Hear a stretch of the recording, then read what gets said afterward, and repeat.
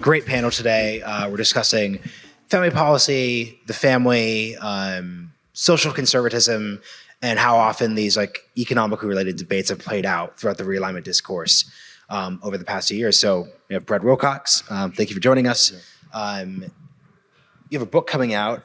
See, it was delayed. I'm guessing that was the supply chain paper shortage. I wish. No, it's September. September. So it was going to be June. Yeah. So keep an eye out for that. Helen, I hope you're working on something like Boomers is a fun, on the material sense too. Children are obviously, as we're going to talk about today, obviously very, very important. So let's just start here. Brad, I'd love to, and as much as you could preview your book and what you're thinking about, if I were to ever articulate an issue that sort of defines why there's this realignment happening, I think anyone would always come back to this idea of family policy, superficial or serious, but that would just be the first one. What's kind of your response to why that happened, how that's kind of gone down over the past 3 or 4 years? Love to start there. So I think one of the striking things and one of the sort of disturbing things about the work that I've been doing lately is just sort of seeing kind of how much the family story is really a working class story when it comes to American life. And so we've seen kind of the biggest declines, for instance, in terms of marriage and stable families among working class Americans from 1980 to the present. So kind of thinking about why working class America is the way that it is, you sort of have to understand and appreciate that there's obviously a lot of pain and pathos there, and a lot of that sort of revolving around what's happening in American working class families. So no, not the poor, not the middle class, certainly not the upper class, have seen kind of the dramatic declines in marriage and parenthood from 1980 to the present. So that's part of what's sort of bringing people in, I think, new political directions, and obviously there's a lot of pain too that's driving all this as well. And quick social science follow-up, how would you distinguish a poor and a working class family in this context? So I'm just saying, if you kind of look at how households are divided by basically by quintile, what you can see is that unfortunately kind of marriage was already kind of in a pretty precarious way, by the 70s among the poor in that bottom quintile. But from 1980 to the present, we see about the share of kids living in married parent families going from around 75% in that working class quintile to around 55% currently.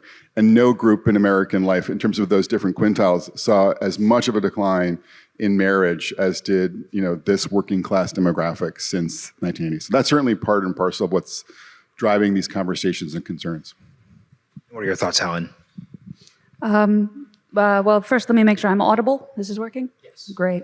Well, thanks for having me, especially in my current state. I think it was Sam Hammond of the Niskanen Center who made me aware of a study that said, quite relevantly to our topic today, that unfortunately most of the policy levers that you can pull to try and increase the fertility rate just don't move the needle very much. Their effects are not that large. But the one exception is peer effects. If somebody in your social circle has a baby, you are much more likely in the coming 12 months to become pregnant. So that's my purpose on the panel here today. I'm here to make you all create an impression in social your minds contagion, and that all of your friends are having babies. So that's... No, I think the problem of the decline of the family is so much bigger even than most family policy wonks appreciate, because it's no secret that there's been a decline in fertility, but there are kind of two different types of fertility decline. One is women who are married who are having one kid when really before they would have had 2 or 3, or they would prefer to have 2 or 3. And then there's women who are just not getting married, not having kids at all. So they're at the 0. And I think when you look at the millennial generation, the biggest problem is in that latter category. And that's just a lot more intractable. If the problem were women, getting women who are married and in families to have more kids or to have as many kids as they want to have, that's something maybe you could tweak with a tax credit or a baby bonus or something like that. But if people are not forming families in the first place, then you're talking about a social problem rather than just a financial problem.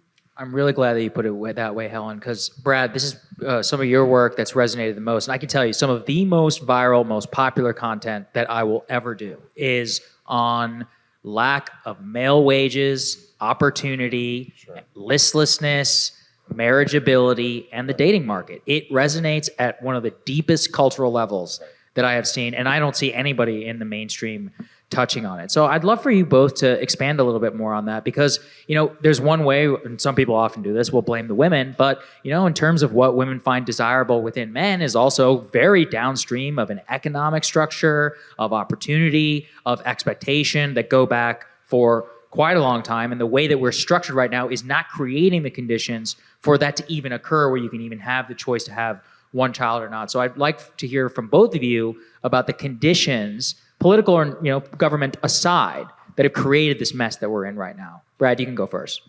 Sure. So I think certainly one of the things that I've heard from women, both at UVA and just more generally, is kind of a frustration with the quality of men that they're encountering. Not obviously, every guy, but many of the men that they're encountering. And there are questions about kind of capacity to commit, drive, agency, and their success in the labor force. And we have seen basically a pretty dramatic increase in the share of men who are not working full time. It's been about doubled since 1970. So, this means that particularly in working class and poor communities, you often have couples where she's actually working more hours than he is. She's earning more money than he is. And even despite that, that reality, she's also doing more housework, and if they have kids, childcare than he is. So it just creates a lot of resentment and an unwillingness to think about marriage, for many women, particularly in working class and poor communities across the country. And then thinking about what is it about our current social context that sort of made men more likely to sort of be either idle or not fully engaged in labor force. There's a lot one could say about that, but I think certainly technology is one factor, the way in which sort of there's just so much good, high quality, cheap entertainment out there to kind of keep men sort of distracted from kind of fully engaging in high school and fully engaging in technical schools and also fully engaging at work. But we're also seeing too, in some new data that the Institute for Family Studies just published last week, that the guys who are the most likely not to be working today are also reporting physical and mental health problems. And those are in turn related to family instability or family dysfunction growing up. So it brings us back to the family again. So if families are not kind of forming their boys well, if there's not, a decent father on scene, then it looks like the boys are more likely to be experiencing both physical maladies, emotional distress, and they're just not really prepared to fully engage the working world as well. So that's, part of the sort of the larger landscape that helps to inform some of our current challenges today. Well, I have two answers to your question. The first is on the sort of political factors that have helped to create this problem. As soon as you said that, I had an impish thought about the most recent election, and one of the most notable things to come out of it and the analysis of the various demographic breakdowns of which party won which group was that the gender gap is really a marriage gap. That, you think of Republicans doing better among men and Democrats doing better among women, but actually Republicans won married women. It's that single women love the Democratic Party, and they love it a lot. The gap is massive. And it sounds cynical to say it, but if you think those incentives don't affect Democratic politicians and the things they choose to prioritize, you're crazy. It's depressing, but it's simply true. And then, quick question though, like if we're starting with, technocratic, wonky, well, not technical, but if we're starting with a study that says that there's very little government can do to turn, the thing, it's unclear what thing are Democrats not incentivized to do. But also, like, if people aren't getting married, also, like, the liberalization of divorce laws wouldn't also affect that one either. So what would be your thought on that? that is a perfect lead-in to point number two, which is actually an example of a thing we could do tomorrow, a policy lever we could pull that I think would make a really big difference. And it has to do with the theme you raised and that Brad raised about disappointment in men. Which is also, something that we've all heard from ladies out there today. But as the woman on the panel, I feel like I am well positioned to criticize the women a little bit. Right now, one of the biggest reasons for the decline in marriage is the college gap.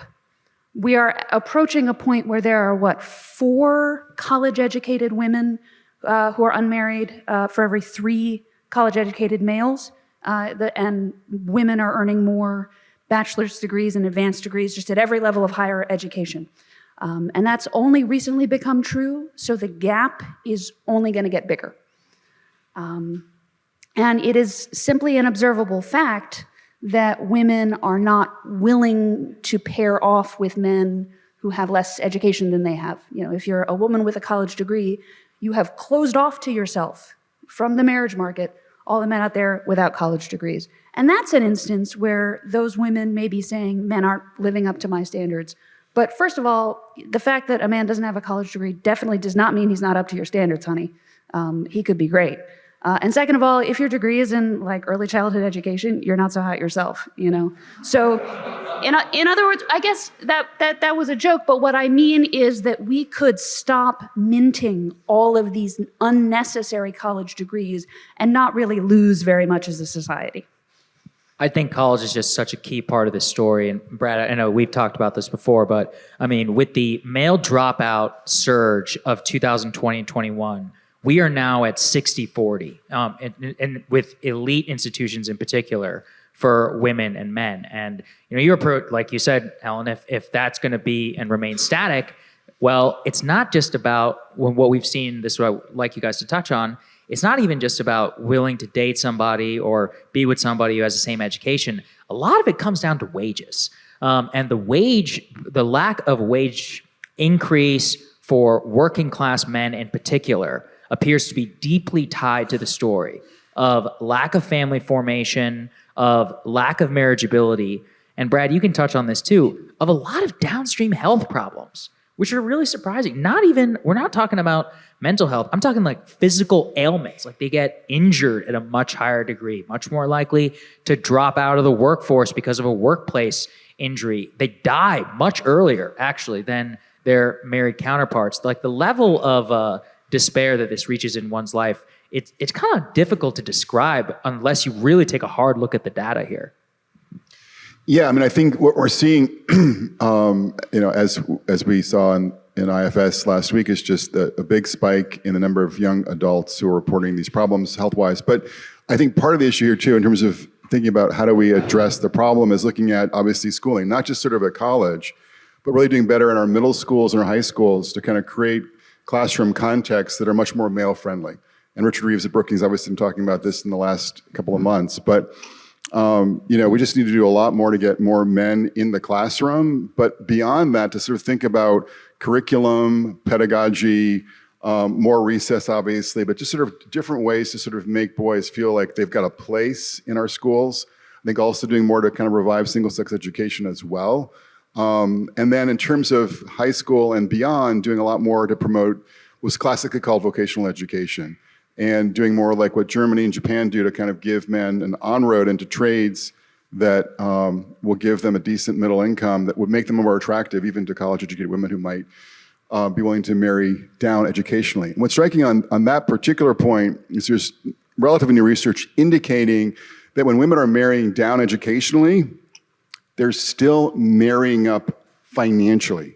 So they find the guy who is, working as an EMT and making a good salary.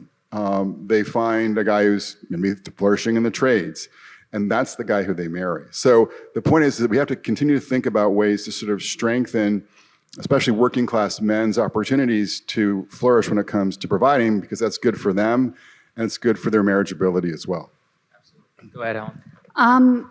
I think this is a great opportunity to recognize that many people on the left, like Richard Reeves, are thinking about this issue seriously and about improving economic opportunities for working class men.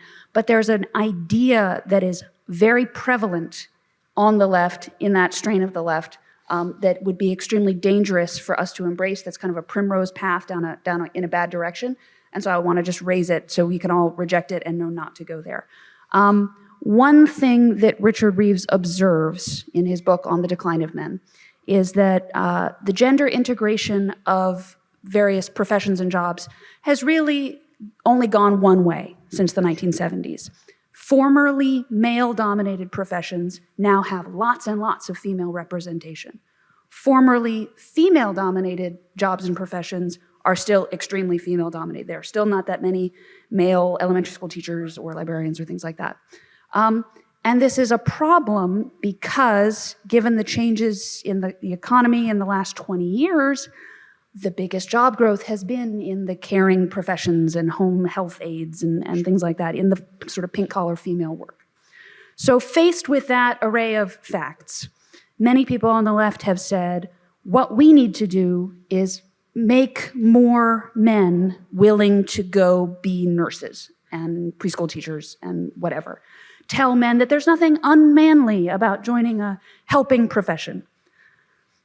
I really don't think the thing keeping men out of these helping professions and these pink-collar jobs is stigma. I think it's just natural differences between men and women. Women are more interested in caring, touchy-feely, helping jobs, doing that all day, and men are more interested in building things with their hands or things that are analytical, whatever. So it would be a mistake to try to push more men into female jobs and to solve the decline in the male working class that way. Fixing this problem will require bringing back or fortifying the male-dominated industries, because I don't think shoving them into female jobs is going to work. Brad, go So ahead. yeah, there's a political economy piece, obviously, that is flowing from your comments. And obviously, when you think about how our policies do or do not tend to reinforce excessive employment in American higher education, there's tons and tons of administrators doing work that doesn't need to get done, as we all know. And they're women, in large part. Many of them are women, and the same thing is true, obviously, in healthcare as well. So we could think about, too, kind of steering, our economy in directions that are more favorable towards, obviously, manufacturing, natural gas, all that kind of stuff. That would be, and not to mention infrastructure. I mean, I'm not sure how much real kind of progress we've made spending this infrastructure money that's been, passed in good ways. So there are ways we could kind of like shift the political economy that would be more conducive to maximizing working class men's engagement in the real world economy as well. For your comment. I'm really curious here, starting with you, Brad. To what degree should we conceive of marriage and fertility issues moving forward as primarily like economic or cultural ones? Especially because it seems, it feels like with both options, now that we've progressed into the discourse, so to your point, Helen, and citing Sam, we know that you can't just turn on the technocratic policy, valve, which would appeal to like center-left spaces. And then on the cultural end, we are kind of left with this, at best, frustrating kind of Robert Putnam and our institutions have to come back together. And once we somehow figure out how to do that after 40 years, not knowing how to do that, we'll like fix the thing. So like, where are we? So like, where are we left considering both those factors? Yeah, I think it's a both and challenge. I was just talking to a scholar today at UVA, was visiting, and she's studying Japan and family life in Japan. And they've been throwing like every policy thing that they can throw, at Japanese young adults, and it's just not moving the dial. So just passing a child allowance, just doing a family allowance, adding, some kind of daycare policy to the sort of menu is not going to do it on the one hand.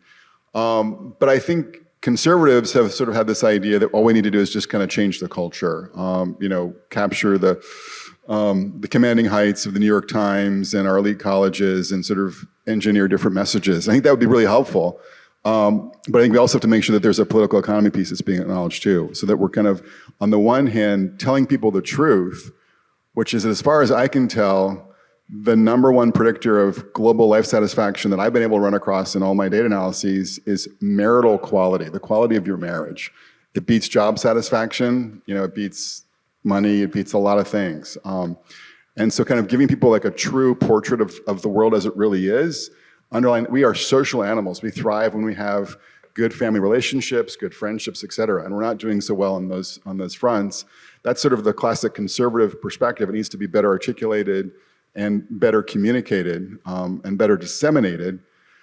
But we've also got to make sure that when it comes to kind of giving people the economic resources they need to build flourishing families, that they have those resources. So that's where, a child allowance is helpful. That's where kind of rethinking the kind of money that we're spending on higher education versus, vocational education is helpful.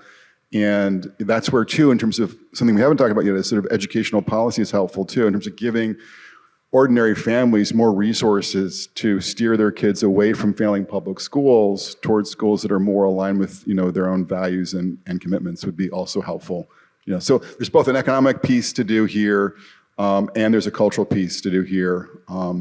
And we need some, creative institutions, NGOs, actors to kind of also, make this case for marriage and family more exciting to young adults today, I think, as well. Helen. No, I completely understand your frustration. You come to the conclusion that there's a huge economic piece to this problem, and so you're left with, how do we solve the marriage crisis? Bring back manufacturing. Okay, no sweat. But Just started working on that. Right. First person to have that thought. right, but I think there's actually a lot of value, as is so often the case. One of the big lessons of conservatism is that sometimes the best thing you can do is just not screw up. Don't introduce any new horrible factors pushing things in the wrong direction.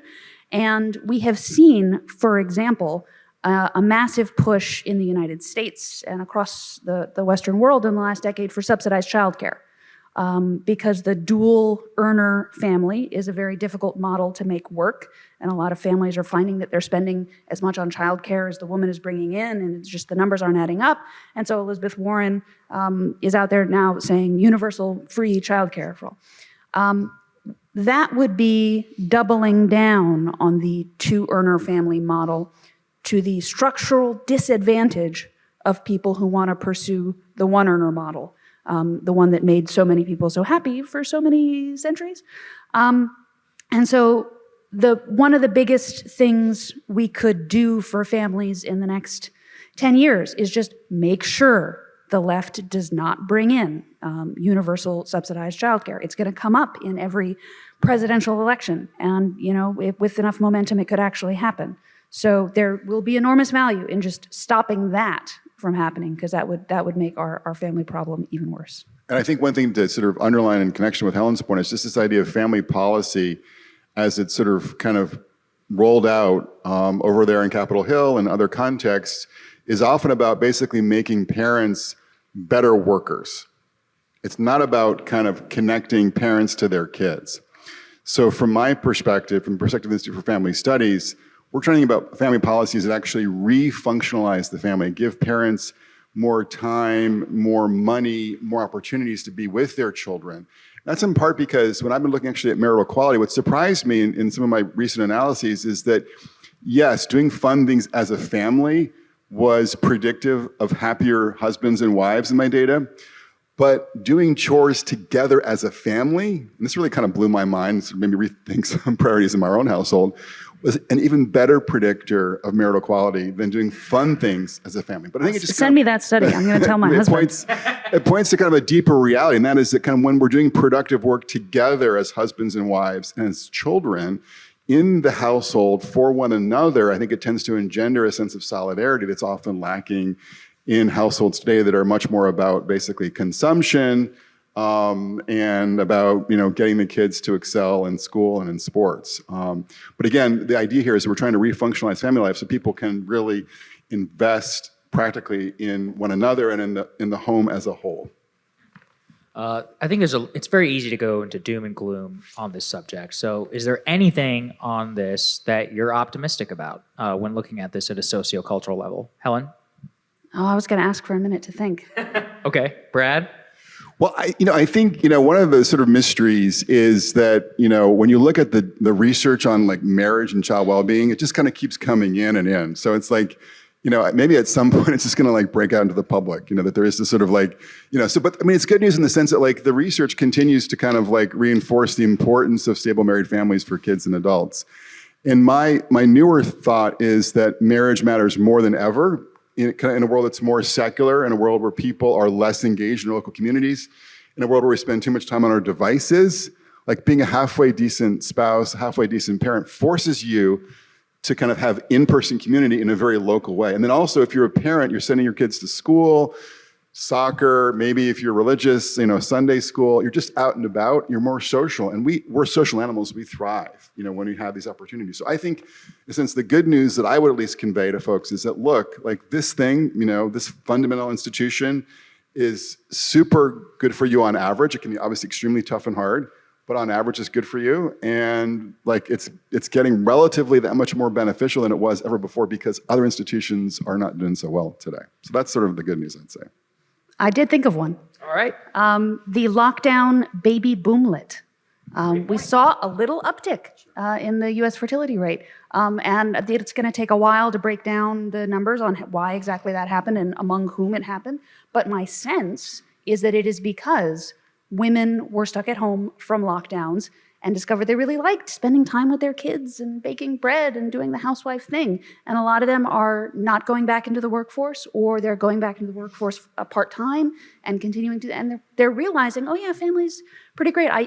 All it takes is just stepping off, the rat race for 1 second, and you realize the things that actually make you happy. So I think that's a national trend. I think that's a real thing. Absolutely. And I think too, I think we have to be clear, we're not kind of looking back to 1955 as the model that is before us. But I think the point too about this little baby boomlet is that what happened too is that a lot of families were able to kind of work in some new ways from home, kind of reintroduce the home economy too. So as we kind of look forward, we can think about ways in which husbands and wives can be working from home in some cases, in some professions, obviously, and that will kind of facilitate a more family-centric way of life that looks like for a lot of people, is conducive to more happiness and maybe even more kids too. Well said. Thank you so much, Brad and Helen. Everyone, welcome to our next session. I'm joined by Danny O'Brien of the Filecoin Foundation, and I'm excited to talk with you about a topic that's been really top of mind, just because it's been popping up more narratively, like decentralization. In your case, radical decentralization. So I love definitions. I want to start there. What is decentralization? Is that what you're going to ask me? And what is it, and what's the difference in that and the radical version? Well, okay. So first of all, I think particularly in this sort of conversation and this sort of context, I don't think right now I'm arguing for radical political decentralization. This isn't an all power to the Soviets kind of thing. I think this is possibly the wrong audience for that. But we are talking about the radical decentralization of digital technology and the internet. And I think picking that apart is kind of important in a number of ways, just because I think that people certainly have an association. If they followed the propaganda or the rhetoric about the internet since its inception, it's been a long time now, right? I think there's always been this theme of decentralization.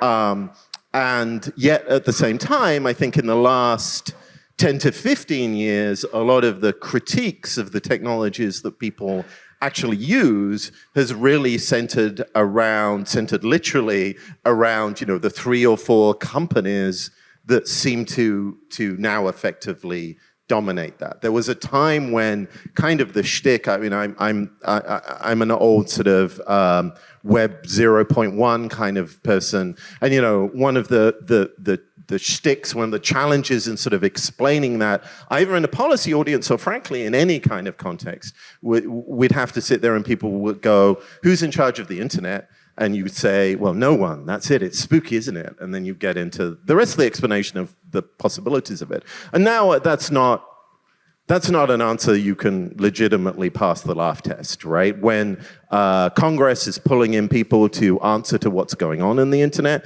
they know exactly who to go to. Elon will be a new person that they will add, but they will add, Mark Zuckerberg. It's like Mark, Jeff, like we're on first name terms with the people who control the internet now. So we've got this strange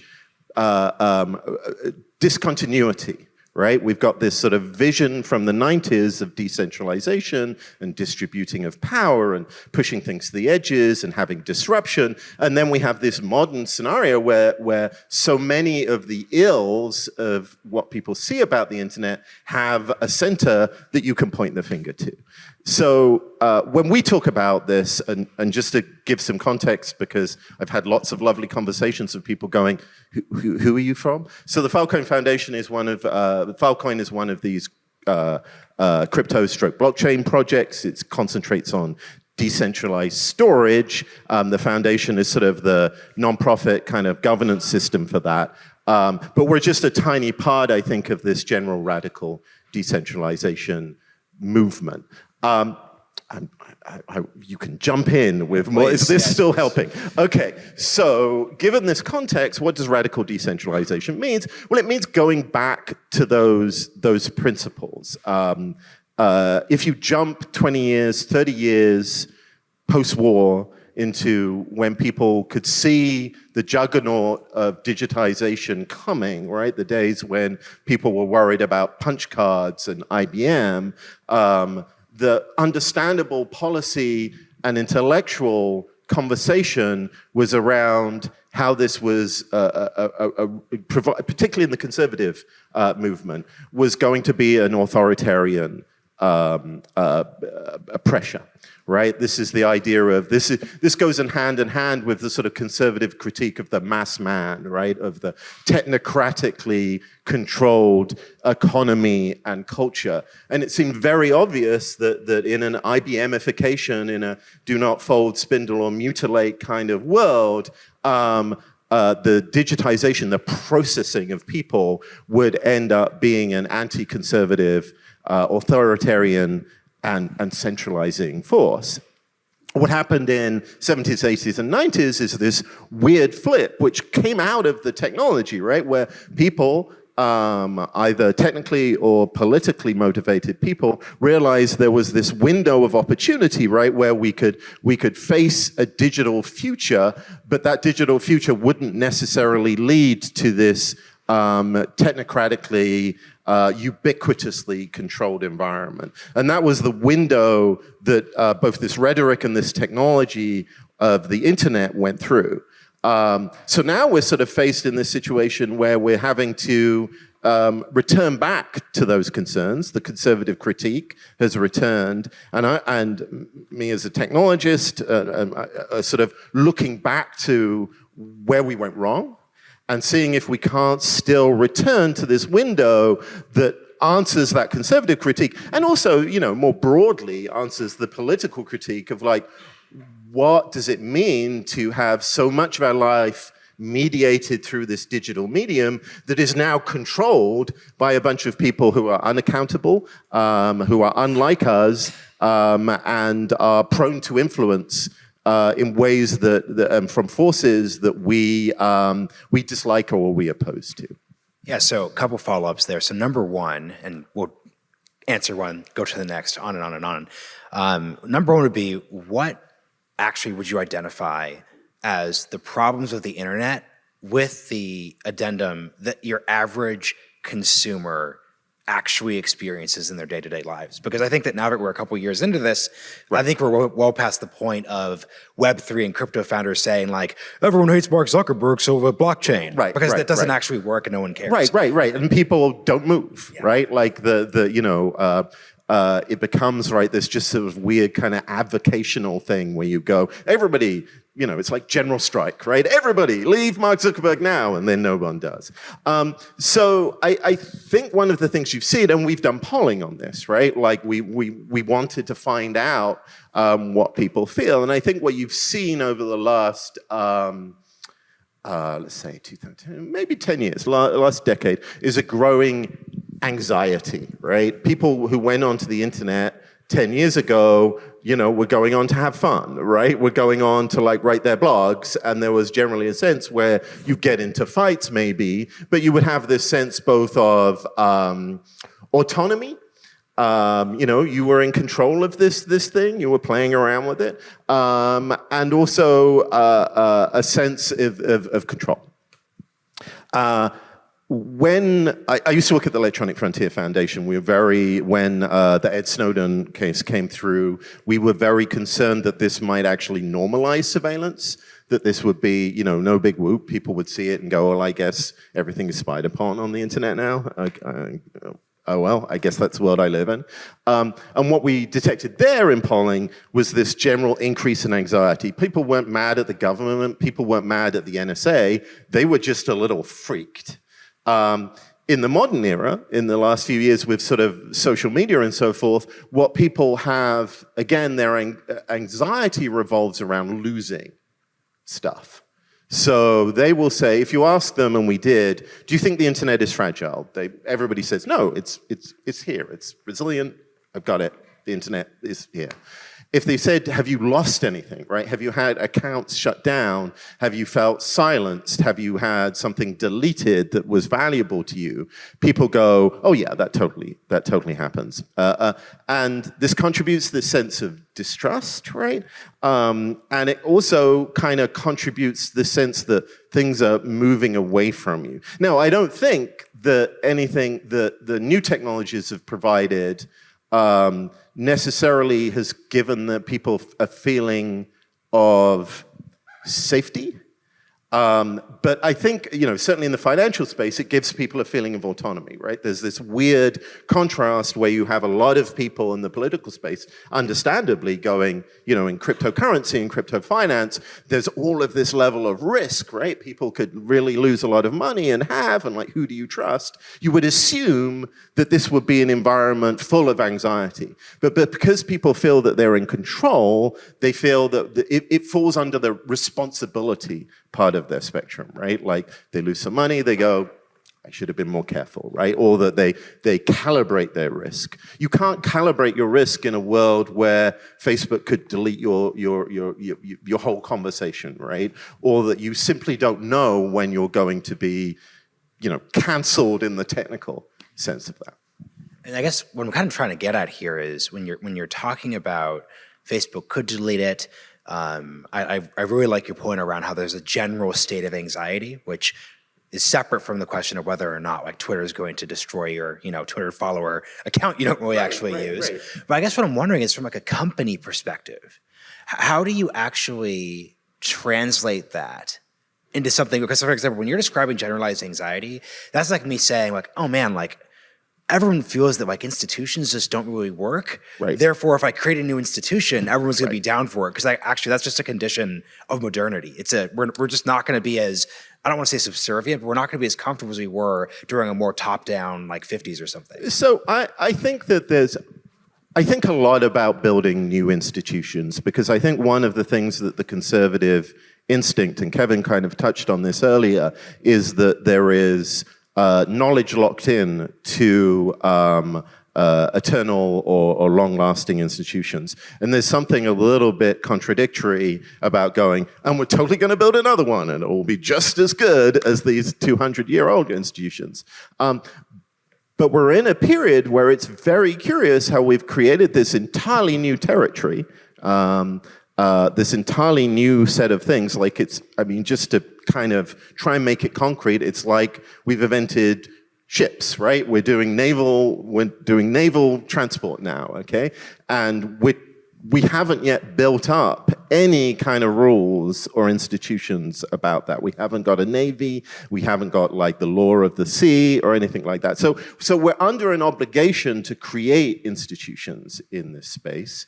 And to a certain extent, they have to have some trust, or at least they have to have some okay, these are the people that are going to be the people. These are the laws that we're going to comply with. So for me, what we're trying to build and what we're trying to encourage is some grounding, right? And there's grounding already on the internet, right? We still use email. The internet is 50 years old. It's vintage technology. We're still using internet. Internet is email is one of those things that just clearly has this institutional and gravitational weight, right? And a part of that is because it's decentralized, right? There's no company to go bust. It will just persist.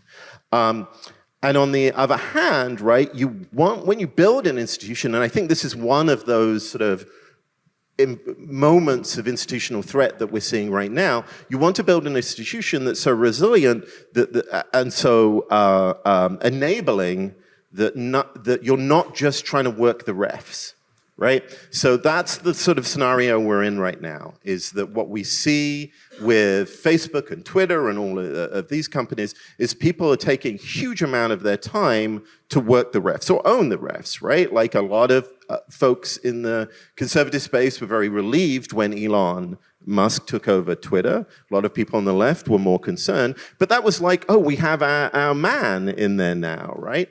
And that is that's a dead weight cost, right? Like that's not proceeding things. It's like it's the very definition of what you don't want in a democratic institution where people are bribing, conniving, persuading, and cheating the people whose sole job is to make the machine run. I think the next thing I'd be curious about, so once again, you're telling the story of the internet in the 70s, 80s, and 90s, why it goes one direction and not the other. Obviously, you kind of have like AOL try to centralize the internet, like from the early internet, well, early consumer internet to basically the .com, but a little past the .com bust. That breaks apart. But then we see the internet like sort of re-centralize, not around one company, but still like 5, 6, or 7. Right. Why does this process happen?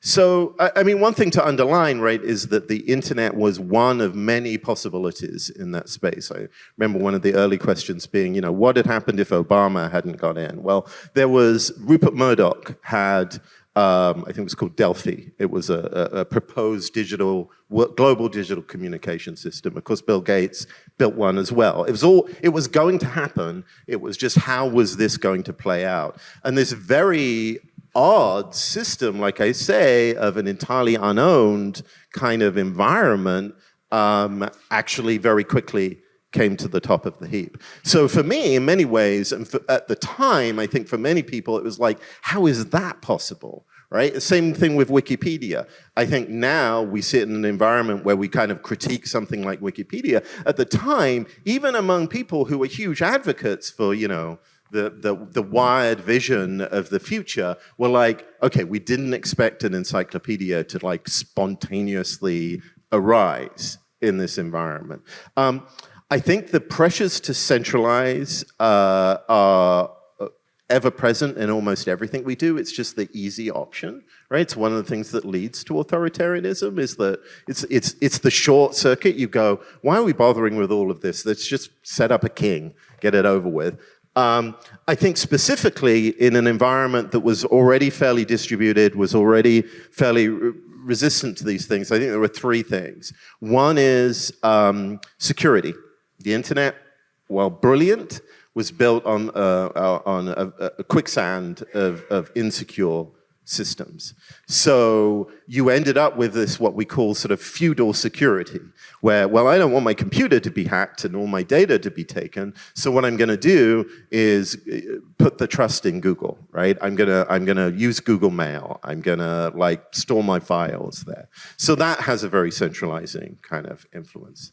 The second one is weirdly privacy, in that when we built the web and that technology, it was built as an academic public document sharing program, right? Tim Berners-Lee, that's what they did with CERN. So it didn't have this idea of identity in it. It didn't have an idea that we could share to just a few people. And so, and this had a social effect, right? That like people would post things to the internet and then they would be taken out by the blasted heaths of the Google bot that would come and sweep all of this up. So what services like Facebook did was actually provide this option of just sharing with a few people, right? A handful of your friends. And the devil's deal there is you could share with a handful of your friends and Mark Zuckerberg, right? He was always going to be in your friends list. And so that built this economic model to support all of this. The other part of this, which I can't tell whether this is an omission, but is definitely, the financial aspect of it. It's very hard to pay people in that. So these were original sins. These were sort of flaws in the original model of the internet, where people just went, look, I don't know how to do this in a decentralized way. Let's make a shortcut. And of course, if you monopolize a particular area, if you come up with a solution like that, very quickly you attract capital, very quickly you attract income, and very quickly you rise above others in the space.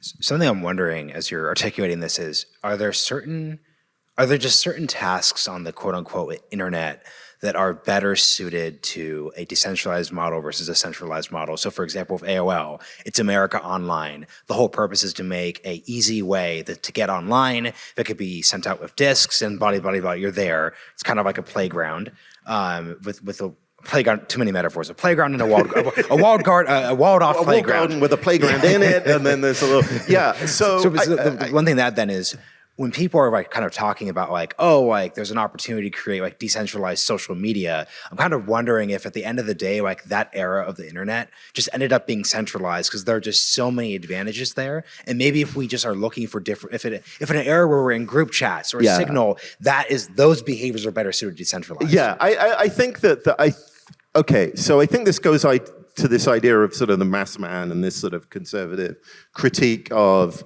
in fact, kind of like 20th century life, right?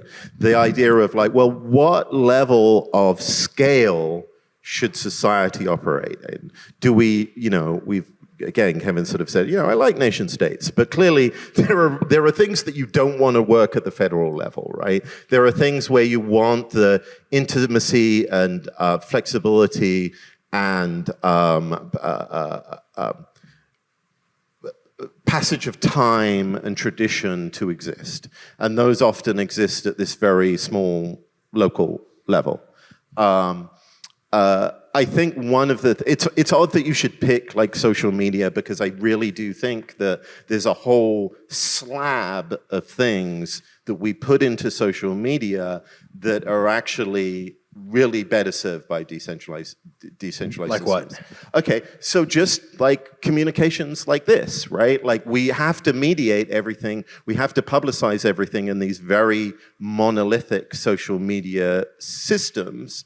And so this idea of the group chat, right? Like I think for many of us, we've moved into this space where group chats occupy a lot of our lives to provide that level of privacy, separate from social media. Well, quick thing, like the reason, but this is me speaking up for YouTube, not a sponsor or anything, but YouTube means there's one place, we're going to post all these videos. It means that there's one place where people get it. It would be the most inefficient thing. If we're moving from a world where I'm trying to get CNN to cover this to a world where like YouTube is there and everyone would see it, that's obviously superior than me hoping that everyone to their individual group chat sends this video, this conversation. Right.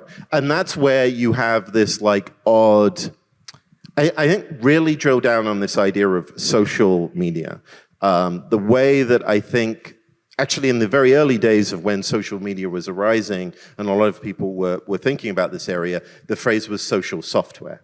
Right? That you would have tools on your computer, like your web browser, that would let you sort of pick a smorgasbord of these things, right? There's no sense of like you going, oh God, like, in order to get this more widely available, I'm going to have to put it on the web.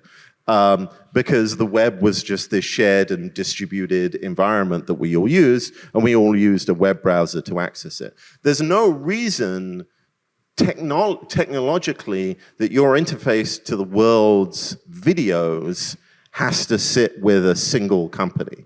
The third one of my spokes here with privacy and security is actually usability, right? Because in your head, you're going, oh my God, this would be a nightmare, right? Like, where would I find it? How would I share it?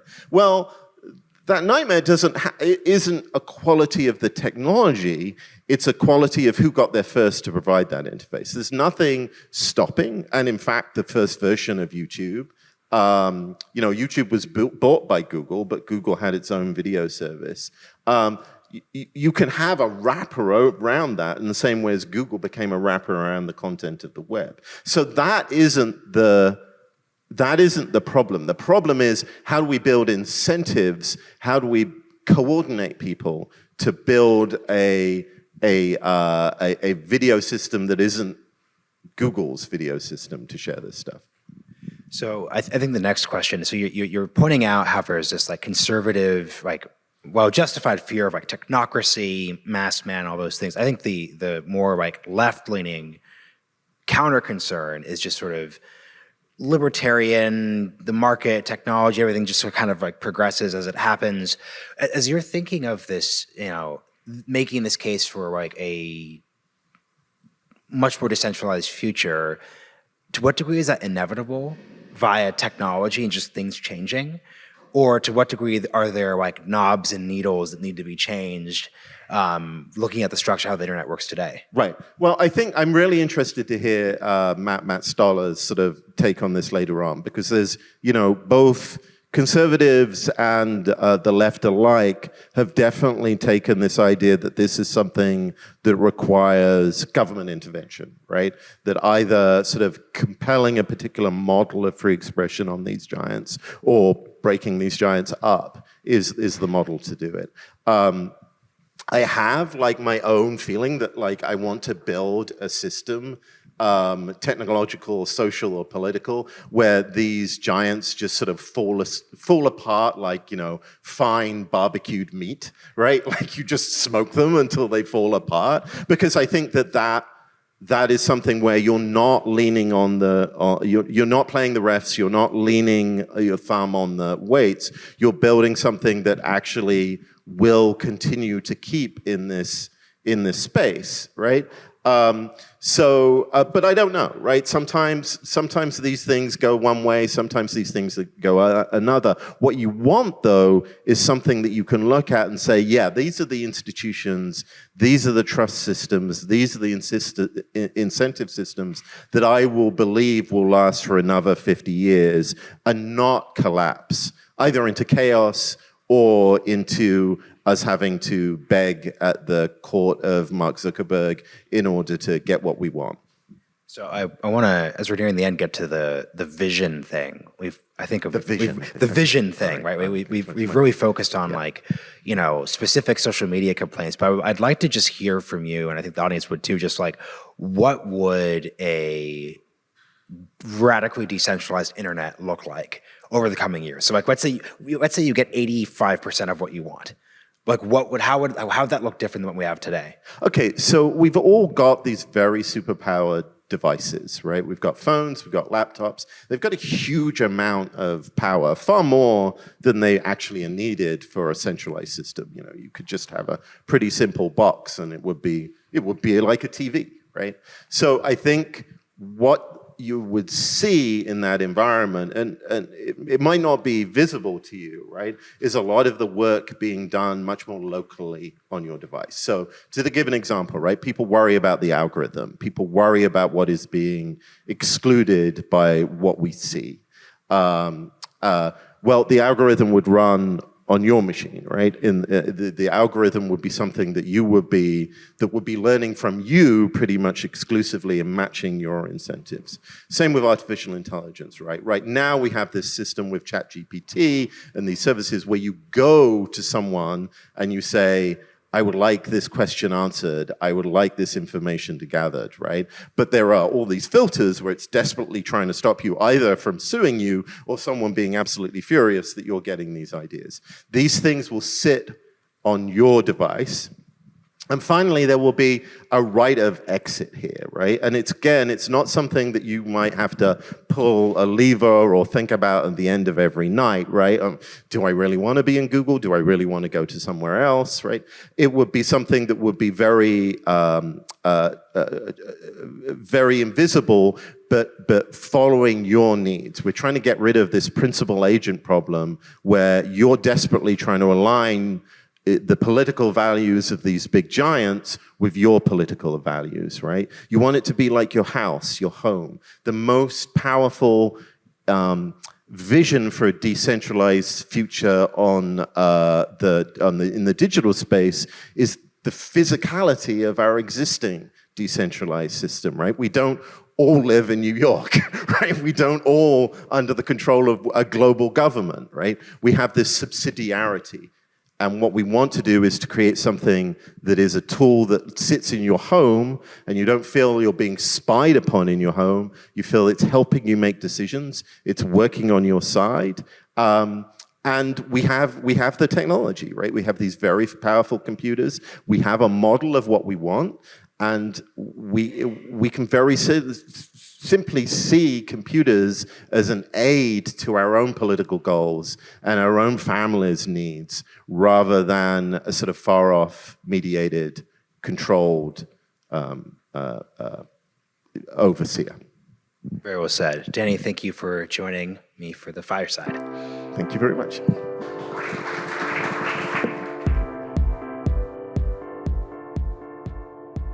Let's just kick things off. Michael, I think it's really key, especially because we're sitting here in DC, what is the paper belt? Because honestly, it doesn't feel like it's on fire right now. I'm feeling pretty good. Yeah, naming things is important to me. When it came to the book title, there is like, how do I characterize sort of what I see in the world? So mutual acquaintance friend of ours, Balaji Srinivasan, and I used to like just walk around San Bruno at like midnight jamming on ideas. And back in like 2013, we started dreaming that, just as the Rust Belt defines the Midwest and some of the hollowed out industries there, that maybe there were technological trends that were going to put pressure on what we saw as these East Coast institutions and businesses. And then Balaji coined the paper belt. And so what is that? It refers to right here, starting in DC, up to Boston, where in DC, laws, money, regulations, visas, so on, printed on paper. In Delaware, you can incorporate on paper. In New York, symbolically, the Wall Street Journal, New York Times, Madison Avenue, printing media ads on paper. And then finally, as the arch symbol of the American education system, Harvard and MIT printing diplomas on paper. Now, that's kind of a cute name, but the one thing that stood out for me when the more you hang out with cypherpunks and computer security geeks and crypto people, is this idea that in a paper-based economy, you are relying on a third party, usually an institution, to validate and authenticate that this piece of paper is real and that it means something. So the Federal Reserve prints money, the Treasury Department will tell you whether it's real or not, and somehow that value is secured by that. Likewise, a diploma is a piece of paper, and theoretically, it is meant to signal something, and that is validated by the institution that issues it. So the idea of Bitcoin was created to disintermediate these third parties. So that inspired me. So these institutions that are meant to validate and authenticate these pieces of paper, they've just become less trustworthy and reliable over time. Is the dollar worth what we think it is? Not quite sure. Is a diploma signaling skills or something else? Not quite sure. And this is even true of modern art, right? Where someone tells us that something that a child could do is art. Well, it's been authenticated by these institutions. Is something off about that? So I wanted to have that as the theme. My work, we focus on a lot on people who don't have college degrees. So there is a criticism of the higher education system, but I think it applies broadly to all these institutions. And yet, Michael, we've also seen some of the alternative institutions also go on fire, I think, a little bit in the last year. College education, I believe the number of applications are higher than ever, dropping standards. People found out they were willing to pay $75,000 a year for Zoom school. It actually didn't impact their tuition at all, nor in terms of the demand of that institution. I believe law school matriculation is also sky high. So to what extent is this a narrative that we want to be true? And then what extent is it a narrative that is actually true? Right. So, it's not a settled debate, but the education pays. Never denied that. The question is, why does it pay? So there's a wage differential between people who have degrees and those who don't. The standard story is something that, the human capital story, that people go off to universities, those universities teach them skills, impart those skills, and then those skills are rewarded in the labor market. But there's a strong body of research in economics that contests this.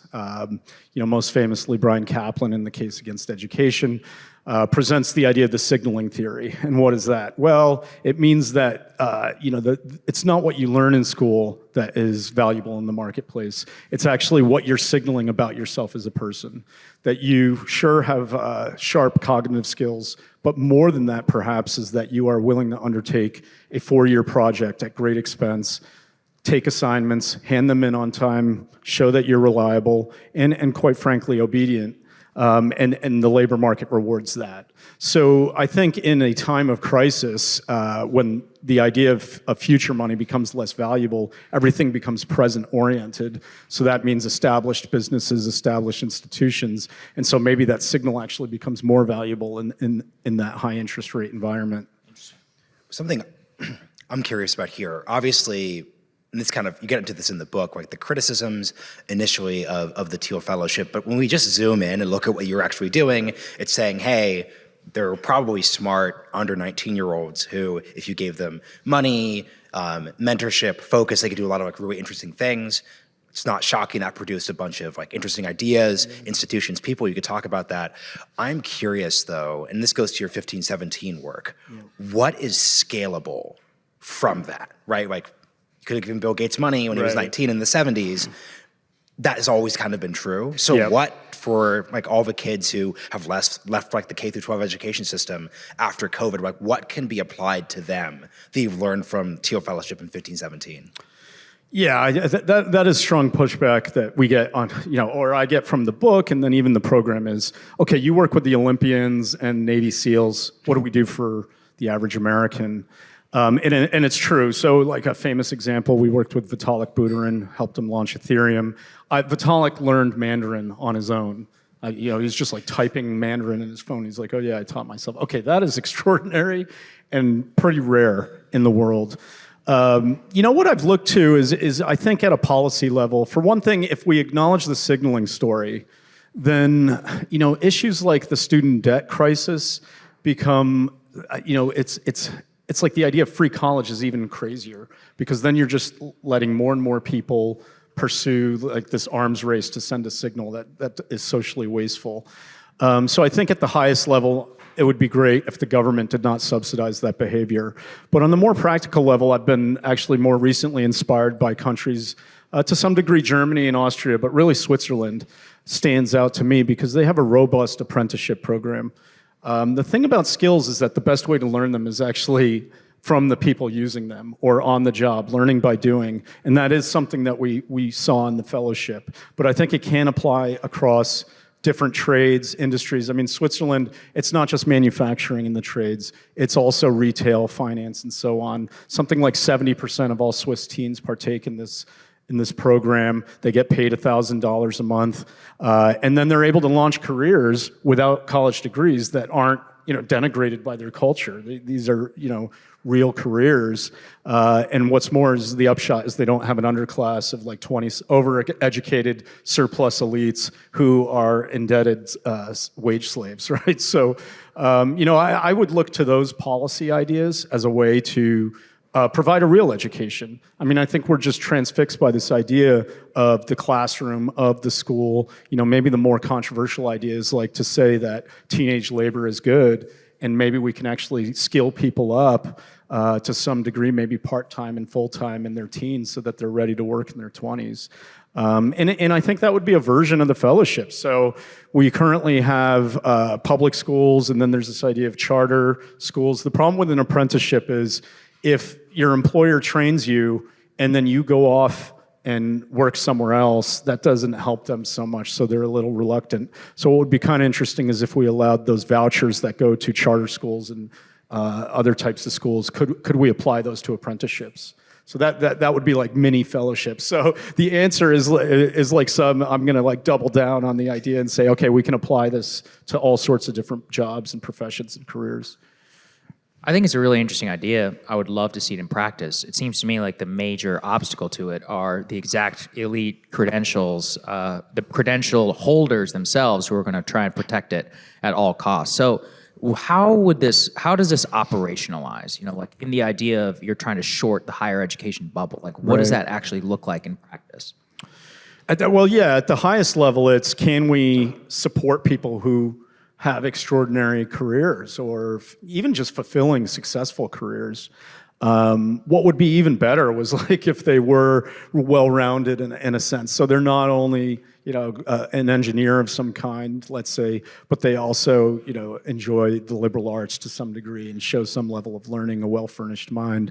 I think if we can show that there are alternative paths that are just as rich and rewarding, then maybe that makes the appeal of, at least when colleges defend themselves, that's what they point to as the value of college, not the wages, not the fun. It's always like, hey, this improves your soul somehow. And so if we show that there's better ways to do that, then I think that would strike a blow. But you're right. There's Stockholm syndrome of the people who have been through the system. Harvard could certainly expand its enrollment 10,000 students without loss of quality. I think they don't because, the biggest objection is from the alumni because it waters down the value of their degrees. So it's going to be a struggle for sure. Something I would love to hear from you on is like Teal Fellowship was in the minor category news because Charlie Javis of the Frank, yes. yeah, Frank, the J.P. Morgan scam of a student loan company. So there's 15 different levels of things that like fit here. So I'd be curious to like just tell the story to like the audience, like how like you kind of intersected with Charlie, but then broadly, can we speak about how it actually unironically seems like there's something deeply wrong in like credentialist tracked education, like escalating levels of like, why would you do this? Like, what it seems like obviously like she has her like deep moral feelings, Right. but it feels like it's symptomatic of a broader like arms race of achievement and Forbes 30 to 30 and 40 under 40, 10 under 10. Speak to that culture category. 2 under 2. Yeah, so Charlie Javis, in 2012, we invited CNBC to come film a documentary of our final round interviews for the Teal Fellowship. And I saw this headline about Frank. The details, my memory isn't sharp or haven't read enough. But basically, she committed fraud by saying that there were these real accounts and sold the company to J.P. Morgan, and then they discovered that there were all these fraudulent accounts. So really bad situation. But I don't know, when you think of Elizabeth Holmes, Anna Delvey, even Adam Newman to some extent, it's always like, what were they like when they were younger? And so, I met Charlie in 2012 in this interview process, and the story comes out, and I'm like, wait a second, we know this person. And then I had this vague memory of her, like she was really polarizing at the time. And it was split. I looked up the old notes. I mean, there were people who wanted to believe her vision. She was working on something called Power Up, basically a way to donate money to the developing world. The people who wanted to believe in the mission believed in her, but then there were the skeptics who were like, but there's nothing there. Like, what's going on? When we ask her about it, there's nothing there. And then we had this weekend, we would arrange a scavenger hunt for the finalists in order for them to get to know San Francisco and get to know each other. And we had a rule that the teams had to stay together and go through the scavenger hunt in the order it was created. And Charlie's team broke that rule. And then what's more is she went off shopping instead of working on the scavenger hunt.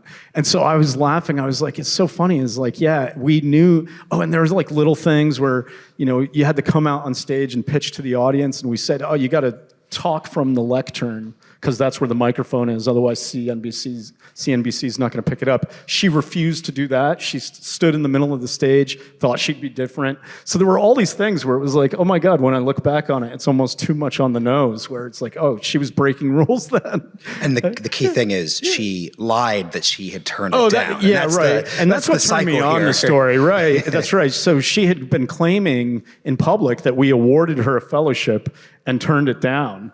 And so that was wild. So then I tweeted about that, and some, Forbes reached out to me or whatever, because I think it is important to set the record straight. But it speaks to something you pointed out, was like, even if you start something like the Teal Fellowship, our first year, there were a lot of people who were, eccentric, intrinsically motivated people. But as, there was more success over time, it started to attract credentialist hounds who were looking for that signal to send to the world in some fashion, the same way they might for a Rhodes Scholarship or a Harvard degree or whatever. And I think Forbes is feeding into that. So I think it's like, it's almost like we're looking for the trappings of success more than success itself.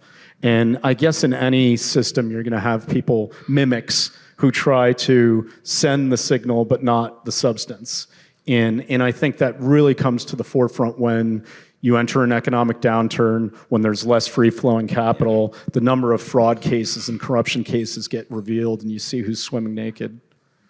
Yeah, these people really do fascinate me. Yeah, if you haven't read the story, I highly recommend it. I mean, we're talking about 4 million fake accounts here, which that takes skill, you know?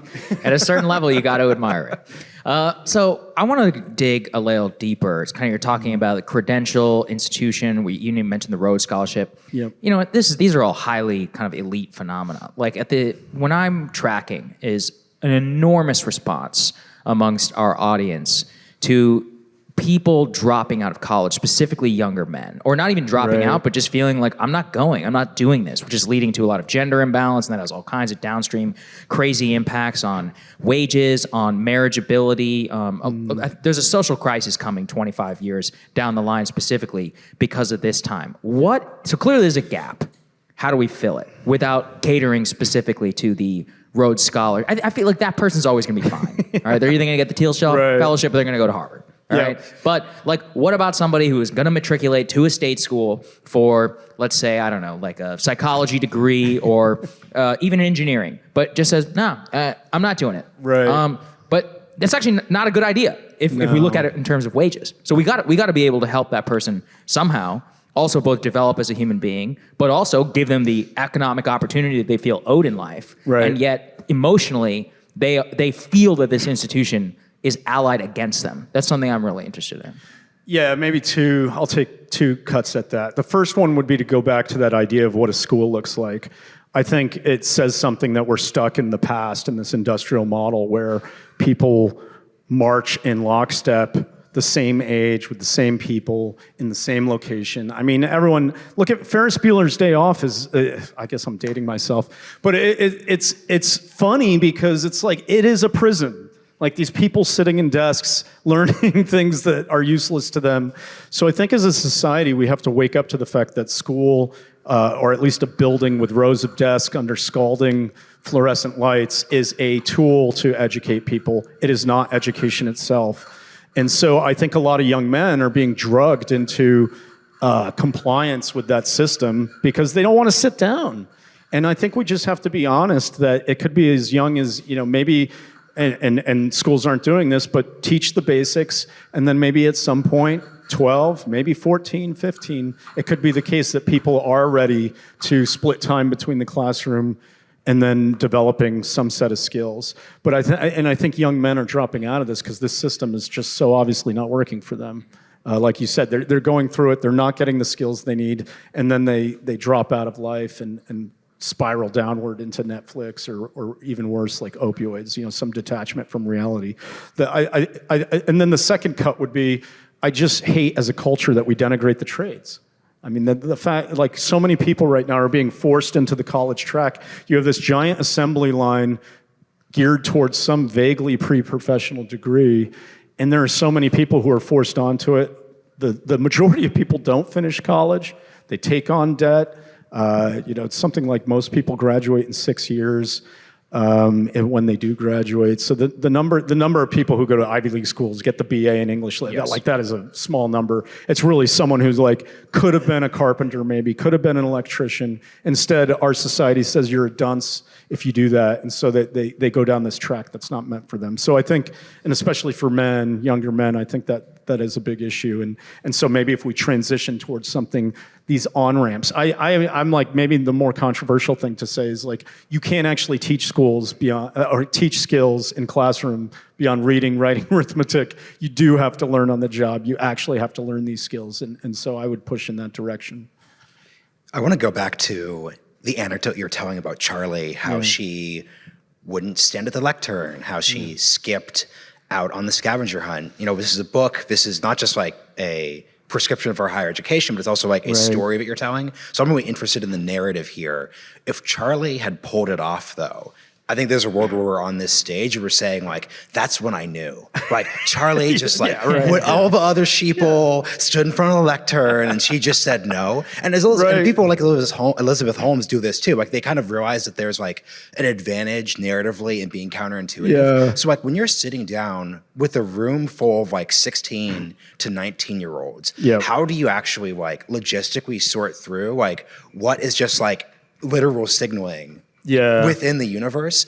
And like, so like, what are you actually looking for? I guess that's the question. It's like there's a clip, I hope it never gets out there, because in the CNBC thing, there's stuff on YouTube right now, but like it's not available.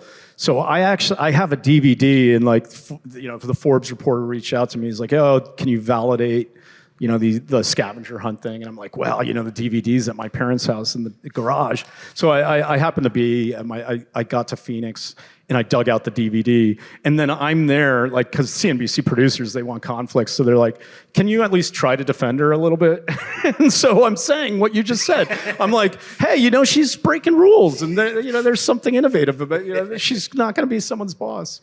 So it's like, even with Adam Newman. If you've seen those documentaries, it's amazing. I haven't met the guy, but he must be like the world's greatest salesman, because he convinced people that this real estate company was changing consciousness.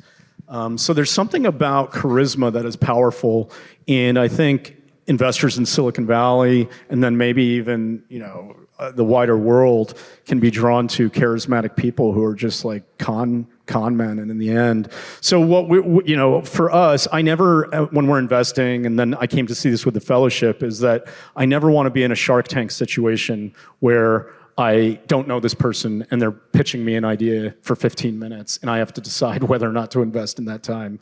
I came to see, we were too imitative of colleges in the beginning. We had an application that asked for GPAs, test scores, all that kind of stuff. And I came to see applications as, one, like fruit, they rot fast. And two, it's just this time slice where I have no idea who this person is. And the things that matter, the character traits, I can't evaluate. So we changed our system to try to evaluate people over time. Like, can we interact with them in some way and gain more data points about who they are? We implemented things like little 1K grants, go build this, and that was take a month or two. At least that gives us some sense of what it's like to work with this person. But I think there's an Aristotelian mean in virtue where, there's some people who are too cautious, who play it safe, and then they never venture forth and learn anything. And then there are the Adam Newmans who like raise a war chest and sail off into the ocean to nowhere. And that can happen a bit like Quibi as a company. They raised like $1 billion and lit it on fire and learned nothing. So it happens quite often, and so it's like it's more of it's never going to be a science, but you have to find the person. I call it edge control in the book, where somehow they're able to push that frontier, but in a way where they don't destroy themselves or lurch off into the world of fraud and make believe. But on the other hand, they are still taking risk, and I think that is a challenge. If you're trying to reverse engineer, talking about very young people, to what extent did the education system help or hurt them, mold the characteristics that you were looking for in the fellowship, and how could we replicate that across the United States? So I mentioned those test scores in the application. One thing that stood out to us is a negative signal, and I think it was just like a random sampling. Maybe it's not to say something about this, but anyone who won the Intel Science Award, that became a negative trait. It was like, really? Yeah, because the types of people who win that award are the types of people who don't build things but are good at pleasing committees. So their projects would often be on this edge of like make-believe fraud, but in some kind of narrative about saving the world. So it could be like a new type of muffler that sucks up the carbon or something, and like this has been tried before, but everyone wants to believe in it because they want to believe that this could help solve climate change. So that wins Intel Science Awards. But when we saw these people go out into the wild, because they had lived so long under institutions and structures that ordered their days, scheduled their weeks, gave them assignments and goals, suddenly when you're self-directed and you have to invent your own goals or try to discover them, they were at sea. So there is something in our education system, and it may just be like the fact of the medium, that you are going to become a structured person in that way. And alternatively, I don't think homeschool is the answer, but it was interesting to see that the people who were homeschooled, and we had a large proportion of them come through the program, the transition into the real world was just much more seamless, and they were able to navigate things on their own much better. And I think it had something to do with not the content of the education, but just the fact of like, one type of person had to raise their hand to ask to go to the bathroom. The other person just directed themselves. So I think there is something we should think about where we do have to pay attention to the way that our institutions mold character independent of what they teach. And I think our school system, that's one of the things I've noticed that it does the worst. Yeah. As we're nearing the end here, a big question that has come up increasingly, we were talking about this before we started the event, is to what degree is everything we're talking about, right? Like the rise of the technology industry, and I don't mean like the internet, I mean like post 2007, post financial crisis, wow, these institutions don't work. How much of that, and then the urge for them to drop out was driven by like low interest rates. Right. And now that they've gone back up, like how much does like the fact that the tech industry has had massive layoffs, like how much do you see folks like retreating back to like more traditional contexts? Yeah, that is a great question. So my book is like one of the broader themes in the book is this idea of stagnation, that since the early 70s, we haven't seen as much progress in sectors outside of, call it like smartphones, the internet, and computers. When you look at energy creation, health, education, transportation, we've just seen the rate of progress decline quite a bit. In terms of health, I'll use that as just a clear example. In 1900, the average age or the life expectancy at birth was about 45 years. Go to 1980, at that point we have raised it to 73 years. Since 1980 to the present, we're about like 2 years more than that. So, over that stretch of time, we've just seen progress slow down quite a bit. And in the last 5 years, because of COVID, because of deaths of despair, life expectancy has actually stayed flat or gone down. So, to me, that's regress. That's not progress. My read on American history since the 70s is that because we weren't improving the standard of living for the middle class and the lower classes, the government, instead of addressing that problem, said, let them eat credit. And we had 30 years of easy money that seemed to be going well up until the financial crisis. And then again, post-financial crisis, same thing. So I think in a sense, it was like the government's effort to paper over some of these deficiencies that we saw out in the world. And you're right, when there's more capital, more bad businesses get started just because it's more readily available. So in that sense, like fewer people are going to start things, and these layoffs, like future money becomes less valuable as rates go up. So everything becomes present oriented, and that makes sense. It's like going to be harder to start a business, but that doesn't like. I don't think the Federal Reserve is going to solve that stagnation problem. And I think real growth, real jobs, real wage gains for all broadly across the country will only be addressed if we address those deeper problems rather than trying to solve it through financial engineering.